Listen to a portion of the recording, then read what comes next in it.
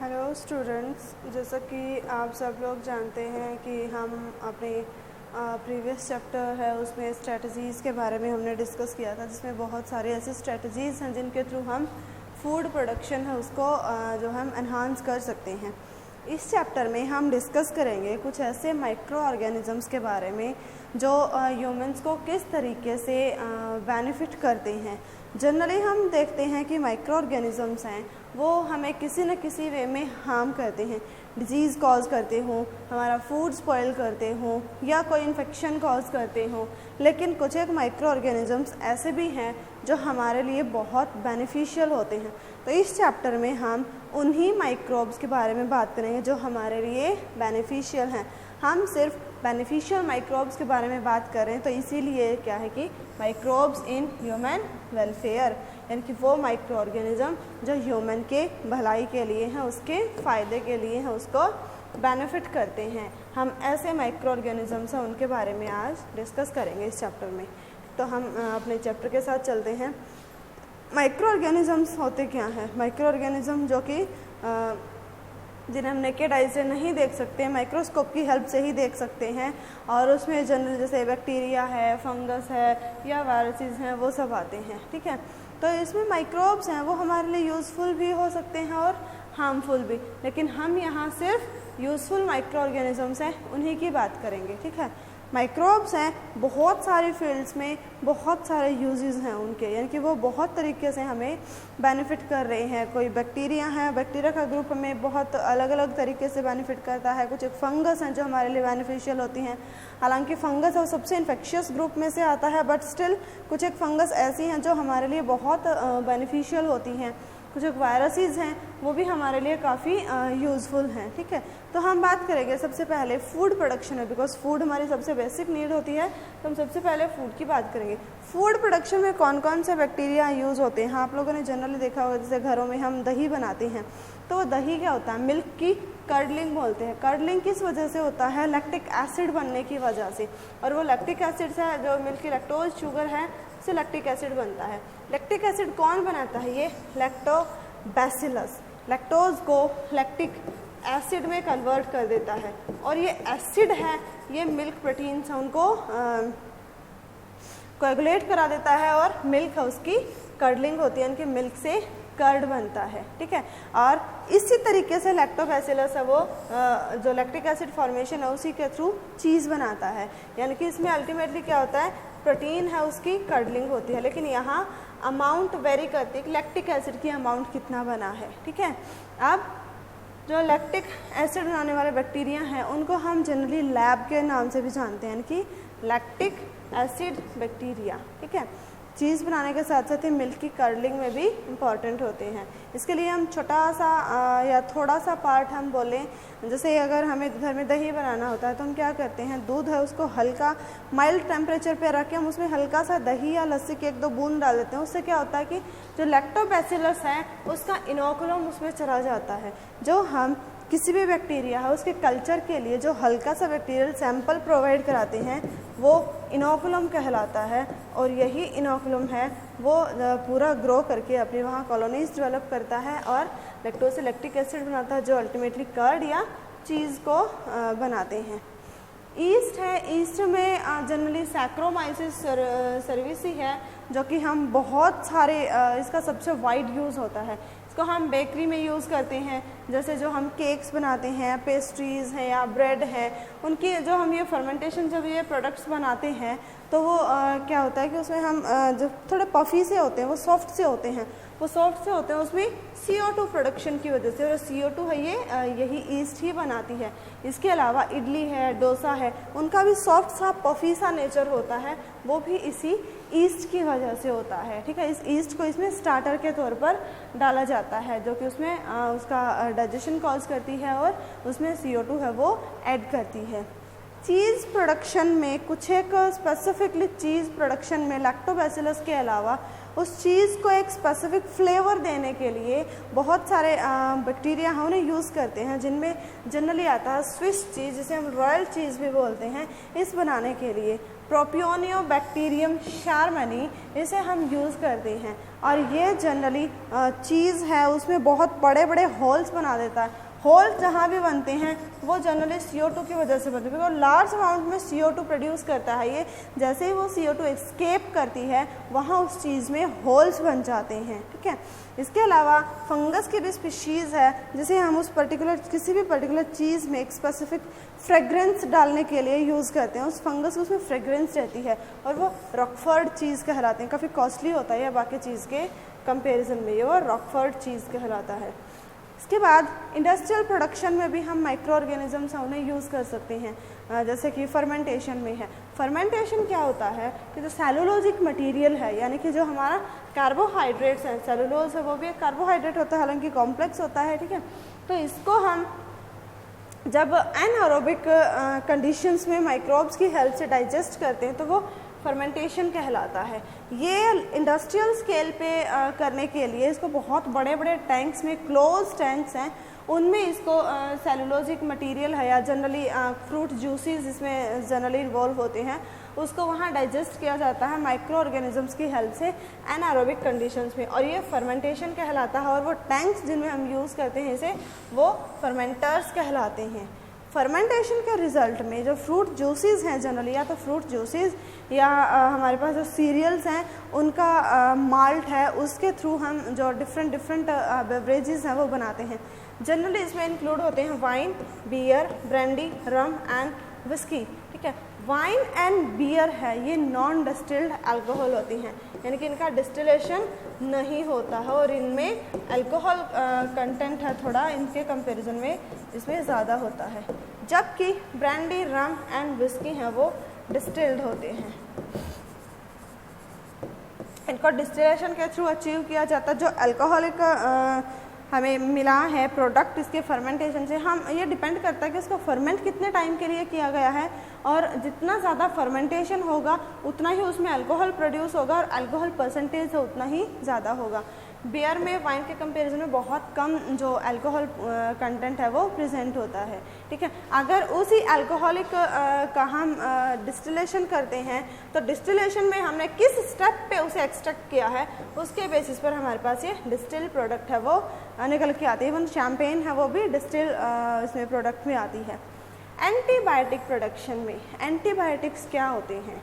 Antibiotics micro organisms की ही production होती हैं और माइक्रो ऑर्गेनिजम्स के ही अगेंस्ट काम करते हैं, लेकिन जिस माइक्रो की वो प्रोडक्शन है उस माइक्रोब पे वो काम नहीं करेगी, वो किसी दूसरे माइक्रो ऑर्गेनिज्म को अफेक्ट करती है, उसे या तो किल करती है या उसकी ग्रोथ को रोकती है। तो एंटीबायोटिक्स है वो दो तरीके से काम करती हैं, या तो दूसरे माइक्रो ऑर्गेनिज्म हैं उनकी ग्रोथ को इनहिबिट करती है या उन्हें किल करती है। वो माइक्रोब्स जिन्हें वो किल करती है, जिनकी ग्रोथ को वो इनहिबिट करती हैं, वो जनरली हमारे लिए हार्मफुल होते हैं। जो फर्स्ट एंटीबायोटिक जो डिस्कवर्ड है वो पेनिसिलिन है, यानी कि फर्स्ट टाइम कोई भी एंटीबायोटिक जो डिस्कवर हुए पेनिसिलिन है। एक फंगस है पेनिसिलियम नोटेटम, उससे वो डिस्कवर की गई। ये बाई चांस डिस्कवरी है, यानी कि जिस साइंटिस्ट जो अलेक्जेंडर फ्लेमिंग जिन्होंने इसे डिस्कवर किया वो इस फंगस पे फोकस नहीं थे, वो स्टेफाइलोकोकस बैक्टीरिया है उस पे काम कर रहे थे और उन्होंने देखा कि स्टेफाइलोकोकस की जो कॉलोनीज़ हैं उनके अराउंड एक मोल्ड है वो ग्रो कर रहा है और उस मोल्ड की वजह से इसकी ग्रोथ रुक गई थी। तो उसने उस बैक्टीरिया को छोड़कर उस मोल्ड पे फोकस किया और उस मोल्ड की स्टडी करने पर पता चला कि पेनिसिलियम नोटेटम है, और ये पेनिसिलियम नोटेटम को जब दूसरे बैक्टीरिया पर भी ट्राई किया गया तो उसने उनकी बैक्टीरियल ग्रोथ है उनको भी रोक दिया। तो इसके बाद ये पता चला कि पेनिसिलियम नोटेटम है उसकी प्रोडक्शन है जिसको पेनिसिलिन नाम दिया गया है, इस मोल्ड के बिहाफ पे वो दूसरे माइक्रो ऑर्गेनिज्म हैं उनकी ग्रोथ को रोक सकती है, उन्हें किल कर सकती है। तो यहीं से एंटीबायोटिक से उनका कंसेप्ट निकल के आया था। बाद में इस पेनिसिलिन के जो एंटीबायोटिक इफ़ेक्ट्स हैं उन पर ज़्यादा काम किया था अर्नेस्ट चेन एंड हार्वर्ड फ्लोरे ने। ठीक है, ये सेकेंड वर्ल्ड वॉर है उसमें वाइडली यूज की जाने वाली एंटीबायोटिक है ये। जो भी सोल्जर्स, जनरली अमेरिकन सोल्जर्स जो वुंड हुए थे, उनके वुंड्स हैं उनको उनसे रिकवर करने के लिए एंटीबायोटिक्स हैं ये वहाँ वाइडली यूज़ की गई थी। इस डिस्कवरी के लिए फ्लेमिंग, चेन एंड फ्लोरे तीनों ही साइंटिस्ट को 1945 में मेडिकल साइंस का नोबेल प्राइज़ है वो भी दिया गया था। Bio active molecules and compounds, हम माइक्रो ऑर्गेनिजम्स हैं, उनसे बहुत सारे organic compounds and bio active molecules जो कि किसी न किसी वे में हमारे लिए यूज़फुल होते हैं, हमारे किसी न किसी सब्सटेंस को एक्टिवेट करने में हेल्प होते हैं। ऐसे कंपाउंड्स भी हम इनसे ले सकते हैं, जैसे कि ऑर्गेनिक एसिड जिसमें इन्वॉल्व हमारे citric acid, acetic acid. Citric acid जिसे हम जनरली विनेगर या सिरका भी बोलते हैं, वो एक फंगस है एस्परगिलस नाइगर, उससे ऑब्टेन किया जाता है। एसिटिक एसिड है, बैक्टीरिया है, एसिटोबैक्टर एसिटाई, उससे ऑब्टेन किया जाता है। ठीक है, ठीक इसी तरीके से ब्यूटाइलिक एसिड है जो कि बैक्टीरिया है, क्लोस्ट्रीडियम ब्यूटाइलिकम, उससे आइसोलेट किया जाता है। और इसी तरीके से लैक्टिक एसिड है, वो तो आप फेमिलियर पहले भी हो चुके हैं, लैक्टोबैसिलस जो कि क्या होता है, बैक्टीरिया होता है। इसके अलावा माइक्रोब्स हैं, उन्हें हम एथेनॉल प्रोडक्शन में भी यूज़ कर सकते हैं। इथेनॉल में जनरली सैक्रोमाइसिस सर्विसी है, उसे यूज़ करते हैं। इथेनॉल ही क्यों बनता है? क्योंकि आप लोगों ने जैसे रेस्पिरेशन वाले उसमें पढ़ा भी होगा प्लांट्स के रेस्पिरेशन में कि प्लांट्स जब एनएरोबिकली रेस्पायर करते हैं तो वो CO2 की बजाय इथेनॉल बनाते हैं, जबकि एनिमल्स हैं वो एसिड बनाते हैं। तो ये एथेनॉल है, यही क्या है, अल्कोहल। इसी के बिहाफ पे जो हमारे सेलुलोजिक कंटेनर, सेलुलोजिक मटेरियल कौन से होते हैं, जो प्लांट सेल्स का पार्ट होते हैं, इनके प्लांट पार्ट्स हैं, इसी वजह से हम उनको एनएरोबिक कंडीशंस में डाइजेस्ट कराते हैं इस पर्टिकुलर फंगस की हेल्प से, ताकि हमें एथेनॉल है वो मिल जाए। फिर एथेनॉल है उसकी डिफरेंट जो हमारी कंसनट्रेशंस हैं उसके बिहाफ पे हम बेवरेजेस हैं वो वहाँ से आइसोलेट करते हैं। सैक्रोमाइसिस सर्विसी है वो एक फंगस होते हैं जिसे हम कॉमनली ईस्ट के नाम से भी जानते हैं। माइक्रो ऑर्गेनिजम्स हैं, उन्हें हम बायोलॉजी में या हमारे लिविंग वर्ल्ड में इम्पॉर्टेंट एंजाइम्स हैं, उनके लिए भी हम उन्हें यूज़ कर सकते हैं, उनसे आइसोलेट कर सकते हैं। स्ट्रेप्टोकोकस है, स्ट्रेप्टोकोकस से हम स्ट्रेप्टोकाइनेज एंजाइम है वो आइसोलेट करते हैं। स्ट्रेप्टोकाइनेज है, ये जनरली जैसे हमारी ब्लड वेजल्स में जो क्लोट्स बन जाते हैं, उन क्लोट्स को ये रिमूव करता है, उन्हें डिसॉल्व करता है, और हमारे ब्लड वेजल्स हैं उनके ल्यूमेन को डायलेट करता है, उन्हें ल्यूमेन को बढ़ाता है। ठीक है, तो हमारे ब्लड क्लॉट्स हैं उन्हें रिमूव करता है। इसके अलावा एंजाइम जैसे लाइपेजेस हैं जिन्हें लॉन्ड्री में ऑयल स्टेन्स हैं वो रिमूव करने के लिए यूज़ किया जाता है। इसके अलावा पैक्टिनेजिस, जैसे हम घर पे जूस बनाते हैं और मार्केट से जूस लेके आते हैं, दोनों के टेक्सचर में काफ़ी डिफरेंस होता है। मार्केट वाला जूस अब बहुत क्लियर होता है, लॉ डेंसिटी का होता है, वो इसी वजह से बिकॉज उसे पैक्टिनेजिस से पैक करने से पहले उसे पैक्टिनेजिस से ट्रीट किया गया है, और ये पैक्टिनेजिस उसमें जितने भी फाइबर्स जो सस्पेंडेड रह जाते हैं ना जूस में, उन सब फाइबर्स को वो डिग्रेड कर देता है, और इसको हम जूस का क्लैरिफिकेशन बोलते हैं। तो जूसेस हैं उनके क्लैरिफिकेशन के लिए भी पैक्टिनेजिस एंजाइम जो हम यूज़ करते हैं वो माइक्रो ऑर्गेनिज्म से ही आइसोलेट किए जाते हैं। बायो एक्टिव मॉलिक्यूल्स, वो बायोमोलिक्यूल्स या वो मॉलिक्यूल्स, वो केमिकल्स जो हमारे लिए किसी न किसी वे में हेल्पफुल होते हैं, जैसे ट्राइकोडर्मा पोलिस्पोरम फंगस है, उससे आइसोलेट करते हैं हम साइक्लोस्पोरिन ए। साइक्लोस्पोरिन ए है वो वाइडली यूज़ की जाने वाली इम्यूनोसप्रेसेंट है। इम्यूनोसप्रेसेंट यानी कि जो इम्यूनिटी को सप्रेस करती है। इम्यूनिटी को, हालांकि हमें हर स्टेप पे इम्यूनिटी बढ़ाने की ज़रूरत होती है, लेकिन जैसे ही कोई पर्सन ऑर्गन ट्रांसप्लांट होता है उसका, सपोज़ ज़्यादातर किडनी के केस में ऑर्गन ट्रांसप्लांट जब होता है तो उसमें उस ऑर्गन को उसकी बॉडी अपने खुद के ऑर्गन की तरह रिसीव कर पाए, इस पर्पज़ के लिए उसकी इम्यूनिटी जो है वो सप्रेस की जाती है, यानी कि उसकी जो ऑटो इम्यूनिटी है वो इफ़ेक्ट वहाँ ना अपीयर हो और वो उस ऑर्गन का इम्यून सिस्टम डैमेज करना शुरू ना कर दे। इस कंडीशन से बचाने के लिए उसे इम्यूनोसप्रेसेंट है वो दिए जाते हैं, जिसमें कि जनरली साइक्लोस्पोरिन ए इन्वॉल्व होता है। इसके अलावा मोनास्कस परप्यूरियस, मोनास्कर परप्यूरियस है, उससे हम स्टैटिन्स हैं वो आइसोलेट करते हैं। स्टैटिन्स का क्या काम होता है कि जो बैड कोलेस्ट्रॉल है उसके लेवल को कम करते हैं। ये कोलेस्ट्रॉल को सिंथेसाइज ही नहीं होने देते। एक्चुअली हम कोलेस्ट्रॉल है वो जैसे कहीं बाहर से उसे नहीं करते, लेकिन जैसे ही बॉडी में फैट कंसंट्रेशन होता है उसके बिहाफ पे हमारे बॉडी उस फैट से बर्न करने के लिए कोलेस्ट्रॉल है वो, जो कि खुद में एक फैटी सब्सटेंस होता है, वो सिंथेसाइज करती है उस फैट को यूज़ करके। और ये कोलेस्ट्रॉल इसकी प्रॉपर्टी होती है कि वो ब्लड वेजल्स में डिपॉजिट हो सकता है, तो ये इस कोलेस्ट्रॉल है उसके लेवल को ही कम कर देता है, यानी कि ये कोलेस्ट्रॉल को सिंथेसाइज ही नहीं होने देता। ठीक है, तो एक तरीके से हमारे ब्लड वेजल्स हैं उनको साफ रखने में भी हेल्प करता है। माइक्रोब्स हैं उनको हम सिवेज ट्रीटमेंट में भी वाइडली यूज़ करते हैं। सिवेज ट्रीटमेंट क्या होता है, जैसे जनरली पहले क्या होता था कि सीवरेज है उसे वाटर बॉडीज़ में डायरेक्टली ही उसे डिस्चार्ज कर दिया जाता था, जिसकी वजह से वाटर बॉडीज़ हैं उनका बहुत ज़्यादा पॉल्यूशन होता है, और जो डायरेक्ट डिस्चार्ज है उस सीवेज को हम इरिगेशन के पर्पज़ के लिए भी यूज़ नहीं कर सकते हैं। ठीक है, अब इससे क्या डिस्चार्ज से पहले उस सीवेज को माइक्रोब से ट्रीट किया जाता है, उस पर माइक्रोब्स उनकी ग्रोथ कराई जाती है ताकि उसके अंदर जो भी ऑर्गेनिक कंटेंट प्रेजेंट है या जो हार्मफुल टॉक्सिक सब्सटेंसेस उसमें प्रेजेंट है वो उससे रिमूव आउट हो जाए, फिल्टर हो जाए, और यही क्या कहलाता है सिवेज ट्रीटमेंट, यानी कि उससे हार्मफुल और टॉक्सिक सब्सटेंसेस हैं उनको निकालना डिस्चार्ज से पहले, वो क्या कहलाता है सिवेज ट्रीटमेंट। ये जनरली बड़े बड़े प्लांट्स में किया जाता है जिसे हम सिवेज ट्रीटमेंट प्लांट या STP के नाम से भी जानते हैं। सिवेज ट्रीटमेंट है वो 2 स्टेप्स में होता है, primary treatment and secondary treatment. Primary treatment है उसमें फिजिकल मेथड होता है, कोई माइक्रोब्स का रोल नहीं होता, इसमें हम सिंपल फिल्टरेशन के through larger and smaller particles जो उसमें सॉलिड पार्टिकल्स सस्पेंडेड हैं जो सीवेज में उनको रिमूव कर दिया जाता है, फिल्टर कर दिया जाता है बाय अल्ट्रा फिल्ट्रेशन के मेथड से, और उसमें जो सॉलिड पार्टिकल्स हमारे निकल के आते हैं वो प्राइमरी स्लज कहलाते हैं जिसे डिस्कार्ड कर दिया जाता है, और सुपर नेटेंट जो लिक्विड बचता है उसे इफ्लुएंट बोलते हैं, और यही इफ्लुएंट है इसको फर्दर बायोलॉजिकल ट्रीटमेंट है उसके लिए भेजा जाता है, जो कि हमारा सेकेंडरी ट्रीटमेंट भी कहलाता है। बायोलॉजिकल ट्रीटमेंट इसलिए बिकॉज इसमें माइक्रो ऑर्गेनिजम्स हैं उन्हें हम यूज़।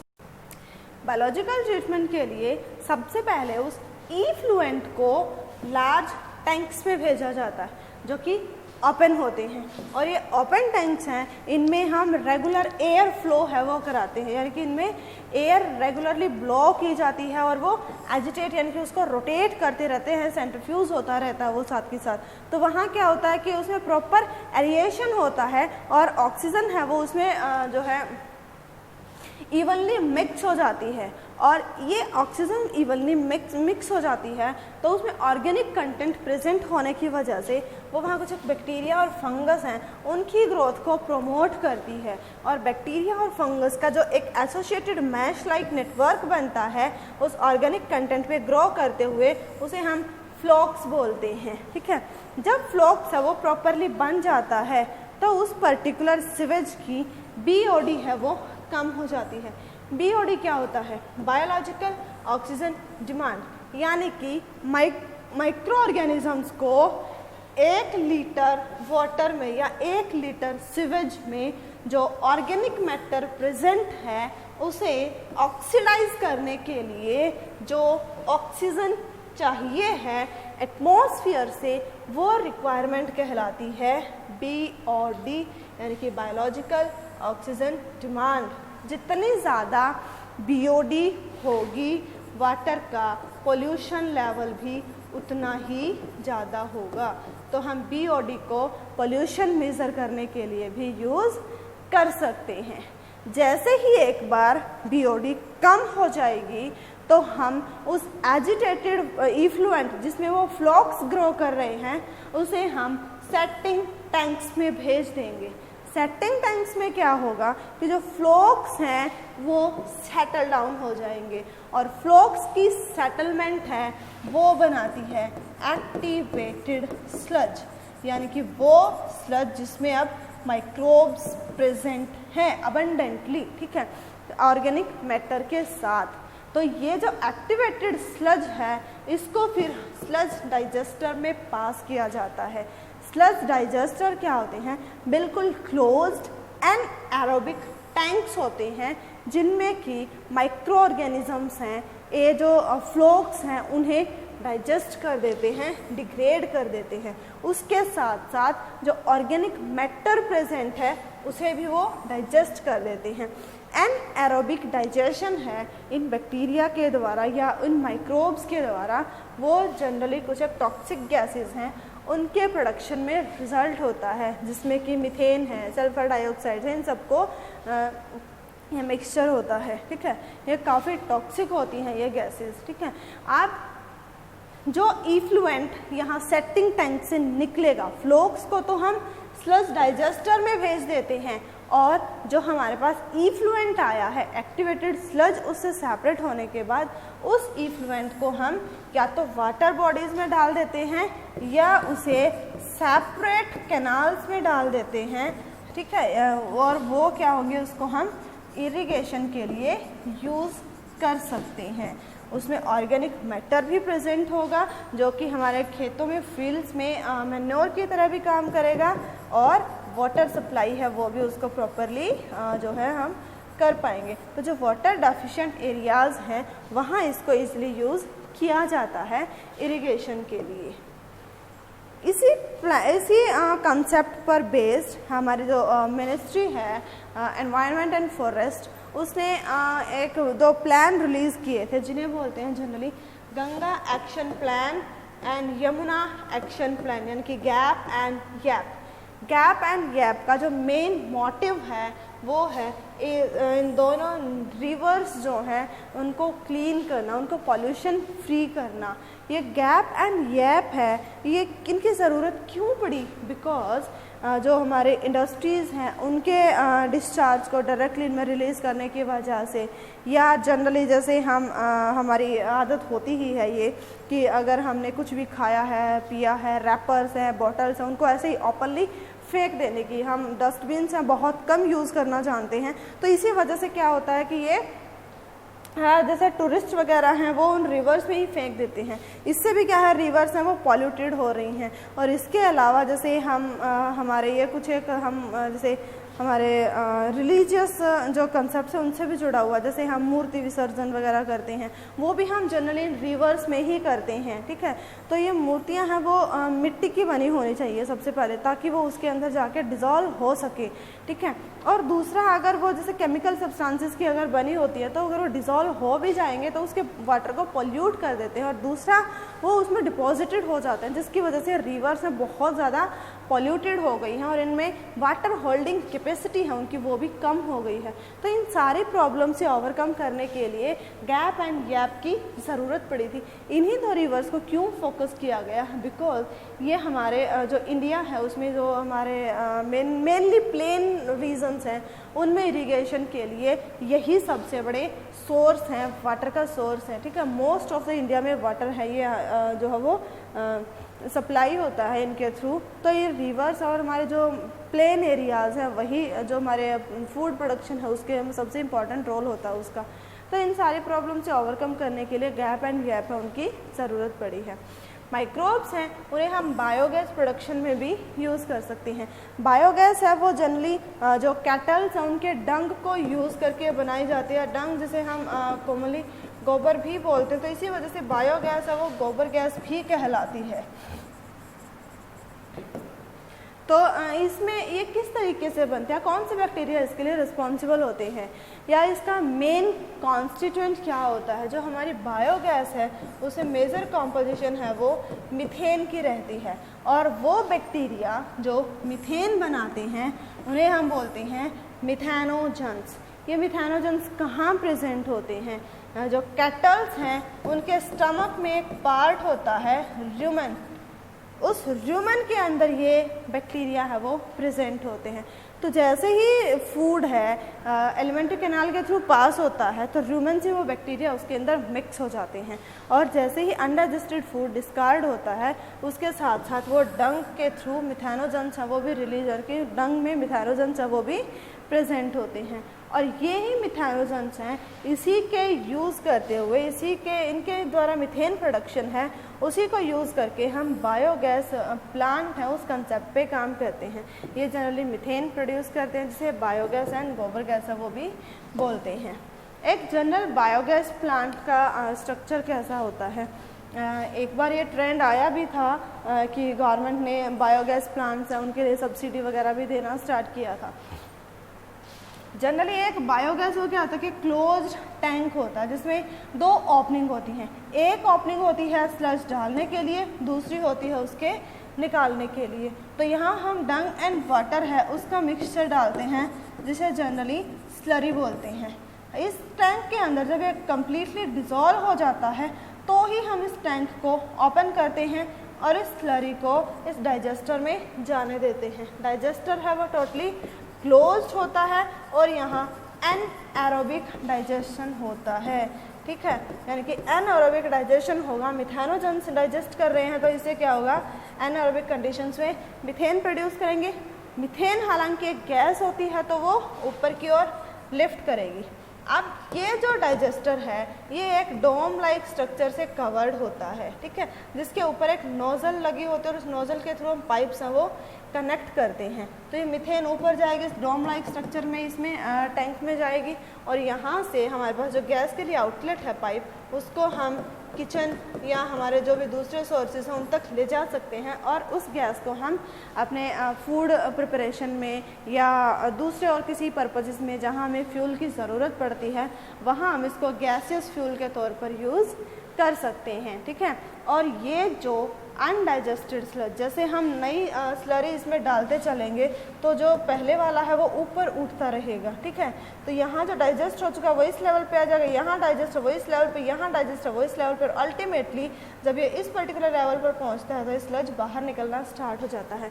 ये डाइजेस्ट हो चुका होता है, यानी कि इसमें जो कॉम्प्लेक्स ऑर्गेनिक मैटर था वो अब सिंप्लीफाई हो चुका है, ठीक है। तो वो सिंप्लीफाई ऑर्गेनिक मैटर को हम ईजिली मैन्योर के तौर पर यूज़ कर सकते हैं, जो कि बेस्ट फर्टिलाइज़र होता है हमारे क्रॉप्स के लिए। तो हमें से 2 बेनिफिट मिलते हैं। दूसरा, हमारा जो गैसेस फ्यूल हमें अरेंज करना पड़ता है वहाँ हमारी जो है इकोनॉमिक कंडीशन है वो थोड़ी ठीक हो जाती है। और दूसरा, हमें हमारे जो प्लांट्स हैं उनके लिए मैन्योर भी मिल जाता है। माइक्रो ऑर्गेनिजम्स हैं उनको पेस्ट कंट्रोल के लिए भी यूज़ किया जा सकता है, ठीक है। कुछ एक माइक्रो ऑर्गेनिजम्स हैं जो उनमें नेचुरली एग्जिस्ट करते हैं। जैसे आप लोगों ने जनरली देखा होगा कि हमारे जो क्रॉप प्लांट्स हैं उनमें ऑरेंज एंड रेड कलर के बीटल्स होते हैं, बिल्कुल छोटे छोटे, जिनके ऊपर ब्लैक पैचेज से बने होते हैं। इन्हें लेडी बर्ड बीटल बोला जाता है। और लेडी बर्ड बीटल हैं वो यूज़फुल बीटल्स होते हैं बिकॉज वो उन क्रॉप पर जो एफिड्स एंड मॉस्किटोज जो वहाँ ग्रो कर रहे हैं ना वो उन्हें खाते हैं, यानी कि वो उन्हें किल करते हैं, उन्हें वहाँ खेत से रिमूव करते हैं। बैसिलस थुरिनजेंसिस ये सबसे मीन्स इम्पॉर्टेंट बैक्टीरिया की कैटेगरी में आता है जो पेस्ट कंट्रोल में यूज़ होता है। इसको हम बीटी से भी एब्रिवेट करते हैं। आप लोगों ने जनरली देखा भी होगा, आपके घर पे अगर फार्मिंग करते हैं तो जैसे ही सीड्स लेके आते हैं उसकी वजह से बीटी है या बोल गार्ड लिखा होता है या फिर उसमें बोल वोम गार्ड लिखा होता है, उनका मतलब यही होता है कि उसके अंदर बीटी प्रेजेंट है। बीटी यानी कि ये बैसिलस थुरिनजेंसिस, ये आपका नेक्स्ट यूनिट में भी एक कंप्लीट टॉपिक बनाता है ये बीटी, ठीक है, जो कि आपकी बायोटेक्नोलॉजी वाली है। ये बीटी क्या करता है? सबसे पहले बीटी है वो जैसे सैशे की फॉर्म में भी अवेलेबल होता है, जिसे हम पानी में डिज़ोल्व करके अपनी क्रॉप्स उन पे स्प्रे कर सकते हैं। ये बीटी क्या करता है, जो भी इंसेक्ट्स हैं उनको टारगेट करता है। इंसेक्ट्स के सबसे पहले लार्वा बनते हैं और वो लार्वा जैसे उन प्लांट्स में प्रेजेंट होते हैं, जैसे ही हमने बीटी का स्प्रे किया तो वो क्या करेंगे, वो बीटी भी जैसे जैसे वो उन प्लांट्स पे लीव्स पे फीड कर रहे हैं, फ्लावर पे फीड कर रहे हैं या उसके फ्रूट पे फीड कर रहे हैं, उसके जिस भी पर्टिकुलर पार्ट पे वो फीड कर रहे हैं, टॉक्सिन तो वो हर जगह स्प्रे हुआ ना वो बैक्टीरिया का, तो लार्वा जैसे प्लांट के उस पार्ट को कंज्यूम करेंगे तो उसके साथ ये बैसिलस थुरिनजेंसिस है वो उसके अंदर एंटर कर जाएगा। जैसे ही ये बैक्टीरिया उनके गट में पहुंचता है तो ये बीटी टॉक्सिन रिलीज़ करता है, और ये बीटी टॉक्सिन की वजह से, सफोकेशन की वजह से लार्वा है उसकी डेथ हो जाती है। अगर लार्वा ही नहीं बनेगा तो इंसेक्ट है वो भी नहीं बन पाएगा, क्योंकि लार्वा ही अगर मर जाएगा तो इंसेक्ट है वो अपने आप मर गया, बिकॉज लार्वा है वही इंसेक्ट बनाने वाला था। तो इसको हम स्प्रे भी कर सकते हैं। इसके अलावा बीटी है वो सक्सेसफुली इंजीनियर्ड हो चुका है। कुछ एक प्लांट्स हैं उनके जीनोम में ही इसे इनकॉर्पोरेट कर दिया गया है, यानी कि जब उस प्लांट के लीफ, फ्लावर, फ्रूट या जिस पर्टिकुलर ऑर्गन को टारगेट करके वो बीटी इंट्रोड्यूस किया गया है उस पर्टिकुलर में वो प्रेजेंट होगा, उसके जीनोम में प्रेजेंट है तो उसकी सभी सेल्स में प्रेजेंट होगा। तो अगर उसकी बोल पर फीड कर रहा है या उसकी लीव्स पर फीड कर रहा है, जिस भी पर्टिकुलर पार्ट पर फीड करेगा वो लार्वा, वो बैक्टीरिया उसकी सेल्स के थ्रू उसके अंदर जाएगा। बैक्टीरिया जाने का मतलब है अल्टीमेटली बैक्टीरिया का जीनोम जाएगा। और ये टॉक्सिन क्या होता है? प्रोटीन होता है, और प्रोटीन कौन सिंथेसाइज करते हैं? जीन सिंथेसाइज करते हैं। तो बैक्टीरिया का वो टॉक्सिन प्रोड्यूसिंग जीन उस प्लांट के अंदर प्रेजेंट है ही, तो जैसे ही वो प्लांट की सेल्स को एंगल्फ करेगा तो उसके साथ साथ वो इस पर्टिकुलर बैक्टीरिया के उस जीनोम को भी एंगल्फ करेगा जो वो टॉक्सिन बनाएंगे। तो जैसे ही उसके गट में जाएगा वो उसके जीन्स हैं वो एक्टिव होंगे और वो टॉक्सिन बना देंगे, और वो टॉक्सिन है वो क्या करेगा? लार्वा को किल कर देगा।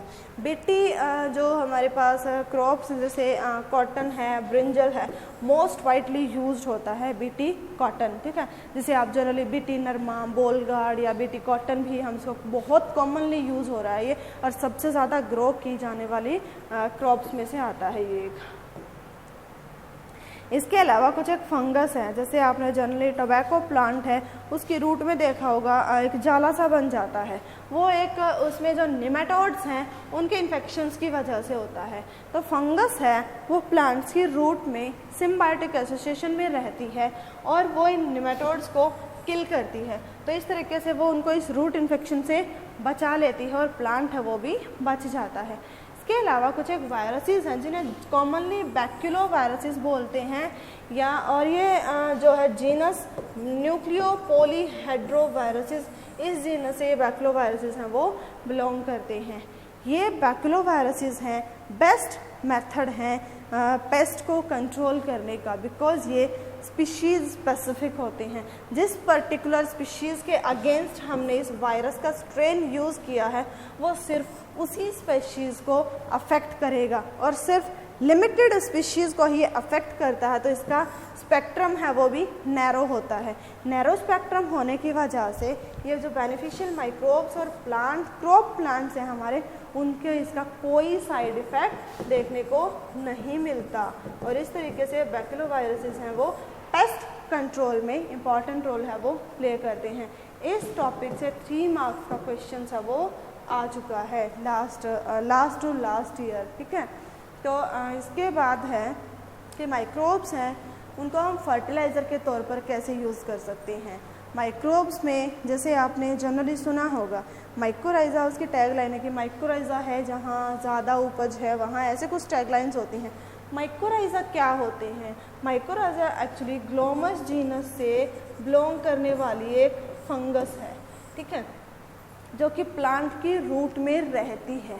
और ये प्लांट की रूट में रहती है सिम्बायोटिक एसोसिएशन में, यानी कि सिम्बायोटिकली इसमें रहती है। सिम्बायोटिकली रहने का पर्पज़ होता है कि ये फंगस प्लांट को हेल्प करती है और प्लांट फंगस को हेल्प करता है। प्लांट से फंगस को क्या हेल्प मिलती है? उसे शेल्टर मिलती है, फूड मिलता है। प्लांट को फंगस से क्या हेल्प मिलती है? वो उसके लिए फॉस्फोरस एब्जॉर्ब करती है, उसमें वो उसकी रूट्स में रहती है, तो रूट में इन्फेक्ट करने वाले जो दूसरे माइक्रोब्स हैं या जो भी ऑर्गेनिजम्स हैं उन्हें किल करती है। दूसरा ये फंगस है उसको ड्रोट यानी कि सूखा, सैलिनिटी यानी कि उसमें सॉल्टी जो टेक्सचर है सॉइल का उसको टॉलरेट करने में भी ये हेल्प करती है, ठीक है। इसके अलावा कुछ एक बैक्टीरिया हैं जिन्हें भी बायो फर्टिलाइज़र के तौर पर यूज़ किया जाता है, जिसमें कि जनरली आता है राइजोबियम, जो कि लेग्यूम्स हैं उनकी रूट में सिम्बायोटिकली रहता है और नोड्यूल्स बनाते हैं, छोटी छोटी नोड्स बनाता है उनकी रूट में। आप किसी लेग्यूम को उखाड़ के देखेंगे तो भी आप नोड्यूल्स हैं उनको इजीली देख सकते हैं, छोटी छोटी गांठ सी बनी हुई होती हैं, जो कि राइजोबियम बैक्टीरिया के कॉलोनीज़ की वजह से होती है। इसके अलावा कुछ एक फ्री लिविंग बैक्टीरिया भी होते हैं, जैसे कि एजोस्पाइरलम है या एजोटोबैक्टर है, ये भी नाइट्रोजन फिक्स करते हैं। कुछ एक साइनोबैक्टीरिया हैं जो कि ब्लू ग्रीन एल्गी भी बोलते हैं हम इनमें, जैसे कि एनाबिना है, नोस्टोक है, ऑसिलेटोरिया है। ये सारे प्लांट्स के साथ या तो फ्री लिविंग होते हैं या वो सिम्बायोटिकली रहते हैं, और वो क्या करते हैं, प्लांट को नाइट्रोजन फिक्स करते हैं। और नाइट्रोजन है प्लांट्स के लिए ये मैक्रो न्यूट्रिएंट्स में से आता है, ठीक है। प्लांट्स इसको एक मेजर न्यूट्रिएंट के तौर पर यूज़ करते हैं। जो एटमॉस्फेरिक नाइट्रोजन है उसको प्लांट यूज़ नहीं कर सकते, वो उसे या तो नाइट्राइट या नाइट्रेट या अमोनिया की फॉर्म में उसे यूज़ करते हैं, और ये इस नाइट्रोजन को इन्हीं पर्टिकुलर फॉर्म है उनमें कन्वर्ट करता है, ठीक है। और प्लांट्स है उन्हें जो ये न्यूट्रिएंट्स है वो प्रोवाइड कराता है। अब ये बायो फर्टिलाइज़र्स हैं, इनका यूज़ करना स्विच करता है ऑर्गेनिक फार्मिंग की ओर। ऑर्गेनिक फार्मिंग यानी कि जिसमें कोई केमिकल सब्सटेंस यूज़ नहीं किया जाता। या तो हमारे पास जो ऑर्गेनिक मैन्योर है सिर्फ वही यूज़ किया जाता है, या नेचुरली ये माइक्रोब्स है वही फील्ड्स में इंट्रोड्यूस किए जाते हैं, और फील्ड है उसकी फर्टिलिटी है वो नेचुरल तरीके से बढ़ाई जाती है। इसी के साथ आपका ये चैप्टर है वो कंप्लीट होता है। कहीं भी आपको कोई भी डाउट जनरेट होता है तो मुझे कांटेक्ट कीजिएगा, चैप्टर को अच्छे से